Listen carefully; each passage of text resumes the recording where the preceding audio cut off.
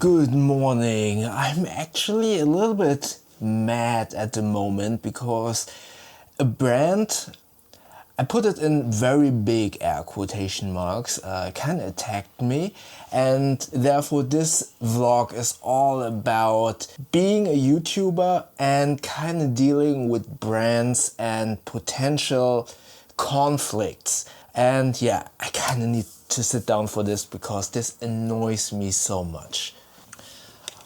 Alright, let's talk about this. And yeah, for those of you who don't know, I have a main channel where I review predominantly bags, but also sometimes like motorcycle helmets, tech gear and stuff like that. But yeah, it's all about bags and traveling mostly. And in that YouTube channel, I make it a point that when I review a product, I cover all of the negatives, even if they are very nitpicking, to really ensure that the viewer and the potential customer of that product has all of the information besides all of the positives that you can basically already gather from the product page. Because when you have the negatives, I personally feel like it is really good for you to evaluate if those negatives apply to you or maybe they don't. For example, I'm a very short person. The build or how a bag fits to me might not apply to you, or I carry a lot of tech gear. If you don't carry a lot of tech gear, then some of the negatives that I mentioned might not apply to you.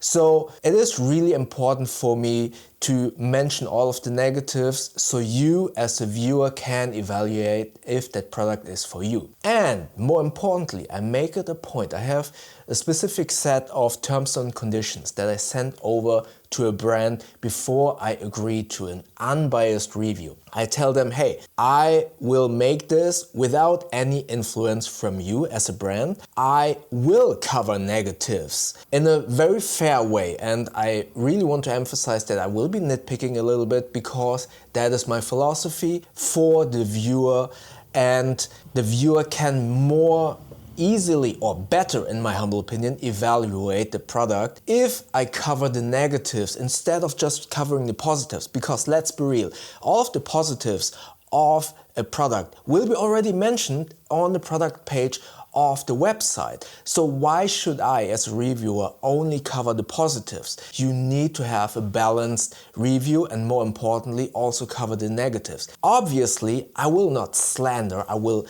put that in a fair way. I will look at the product in a fair, objective way as much as possible. Again, many of the things, especially with backpacks, that are highly dependent on the use case of the person, the build of the person, obviously some of them will be subjective, but I will also mention that, and I will try to be as fair as possible and always kind of balance everything out in a objective way as possible. Next up, a couple of things in the terms and condition that I mentioned is I do not grant any requests to deleting my video if they don't like it, because also I do not grant pre-approval of any of my reviews. The brand sees the video at the same time the video goes live and everyone can watch it. So there will not be a pre-approval with all of my reviews. They will have no say, and as I said, I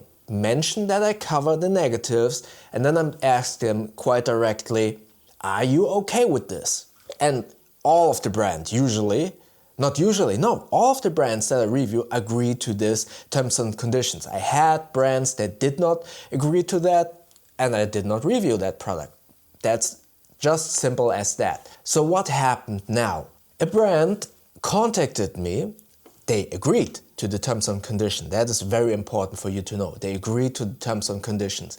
And by the way, I also explained to them a review has much more weight and much more credibility if I cover both sides, negatives and positives. And I also mentioned, hey, just because I mention a lot of negatives, that does not result in a negative verdict. For example, that video that I'm currently talking about, and I'm not going to mention the video that this is about because, yeah, I don't want to put more negative light on them because their product is great. And I mentioned that in the verdict. I'm saying quite clearly in the verdict, hey, I cover a lot of negatives, but let's be real, that is based on my use case, and this bag clearly is not intended for my use case. I'm not the target demographic. And I mentioned in the verdict, hey, this is not for me because of these and these and these reasons. But if you're in that target demographic, if you are using the bag like that, then you definitely should check out that bag because this bag is great, it looks great, it is well made, it just doesn't fit my use case. Now, they contacted me and told me, hey, you only cover negatives and that puts such a bad light on our brand. We're just a two-person company, this is so bad for us, take down the video. And honestly, I haven't replied yet because I pushed record after reading the email once. And honestly, I probably shouldn't make this video with this gut feeling where I'm kind of annoyed at that email. I feel a little bit unfairly judged by that. To be fair, they probably feel the same way. But on the flip side, they agreed to how I review. And that brings us to what I want to say in this vlog. If you are a reviewer of products, I would highly advise you to create a specific ethics statement and a specific set of terms and conditions, not necessarily to make it clear or put a contract in place, but rather to make it really clear and communicate what you will be doing and to kind of make clear what to expect and put a level playing field that everything is clear. Because if you don't have that and you make a review and you are like me and you want to cover the negatives and the brand basically expects a positive only review, then you have nothing in your hand if they go back to you and say, just like in this case, hey, take down the video because we don't like it. You don't want that to happen because also what I mentioned a lot in my reviews, the hours, the time, the energy, the equipment, the cost, all of that is much more valuable than the product that you might have received for review. All of these brands think that what they give you is more worth than your work, to be quite honest. A lot of them do. And they have a couple of set of expectations. Sometimes they communicate that. Sometimes they say, hey, we want to see the review first. And then I would highly advise, and that's what I do, I decline. I'm not going to show you the video first if I do an unbiased review. That's not part of how I review product. And it is so important that you really communicate quite clearly what to expect, what you will do, what the client, or not the client, they are not your client, they don't pay you. The brand, what the brand expects.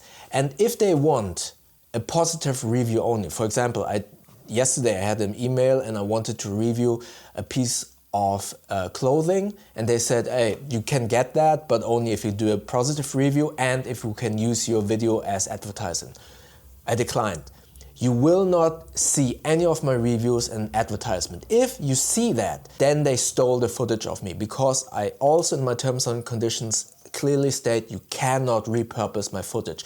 Because if you see my review in an advertisement, obviously you as a viewer think, oh, that review was fake, they paid him. And that's not something that I want. And that's something that will never happen. People will not pay me for a review. From my personal perspective, even if I would only get minimum wage, and I'm a professional film editor, so I know my worth. Even if I would only get minimum wage and I make that video, all of my work going into the video is much more worth than the product that I receive for that review. So I'm not going to delete that video because all of the work that I put into that is much more worth than the product that I have been reviewing. That is so important for you to know. And yes, in the beginning you might be always kind of thinking, oh, I want to build a long-term relationship, so I'm not going to mention negatives. You don't go into that thought because your work is much more worth it, and building the trust of your viewers is much more important than building a long-term relationship with a brand, because people will pick up on that. If you only cover the positives and consciously leave out the negatives, people will pick up on that. Don't do that. The trust of your viewers is much more important than the goodwill of the brand. And a good brand will value your negative criticism because they will take that to improve. They will realize that when you put negatives in the reviews, the positives and the verdict that you mention will have so much more weight. Because, as I said, my videos, just because I mentioned the negatives, does not mean a negative verdict. I have so many reviews where I mention a lot of negatives, but also a lot of positives, even though from a quantitative standpoint, it might look like the negatives outweigh the positives, but in actuality, the positives then become much more strengthened, and my verdict has so much more value because I mentioned the negatives. And that is something that good brands will understand. Smaller brands, unfortunately, sometimes don't because they fear that the backlash will be higher, and I totally understand that. I would be fearful as well if I would have been the brand. But then again, that's a gamble that you have to take into consideration. Plus also, you could grow from this. You could just reply to my video, go into those negative points and then say, okay, either we improve on that, or you say the same thing that I said in the video. This bag is not for me. This bag is targeted towards other people or towards a different use case. And I feel like that's what they did not do. And again, I'm not going to mention which brand it is. I'm not going to say which video it is. And obviously on this channel, not that many people watch these videos anyways. But I just want to give this out as a learning for you as a new creator on YouTube if you want to do reviews. Put a terms and condition in place, make an ethics statement that is facing forward to your viewers, where you kind of state what your reviews are about. For example, the easiest thing in an ethics statement is obviously that you are not being paid, that the brand sees the video at the same time like you do or the viewer does, and they have no say in the video. That would be the basic topics that you should cover in an ethics statement. Then have a terms and condition in place that you send out to the brand, where you clearly say what you're going to do, what you're offering, and make the brand agree to those terms and conditions via email. I always ask, hey, are you okay? These are my terms and conditions. Are you okay with this? If yes, then I will only send you my shipping details, and that's it. That is so important to just cover your own butts, basically. Yeah, I'm not sure yet how to reply to that email because, as I said, I just read it. I was kind of annoyed by that, and yeah, I hope that is a little bit of a learning for you. And if you are doing a review channel, or if you consider looking into reviews in the future and you have a couple of questions, let me know in the comment section below. Comment them below. I will try to answer as many as possible. But yeah, that was my experience today. And yeah, again, if you have questions, comment below from a lighter topic. If you want to see a video about simplicity equaling authenticity when doing these simple vlogs, check out the video up here, and YouTube thinks that you like the video down here. And don't forget to subscribe by clicking the button up here. And I'll see you in the next video. Thank you very much.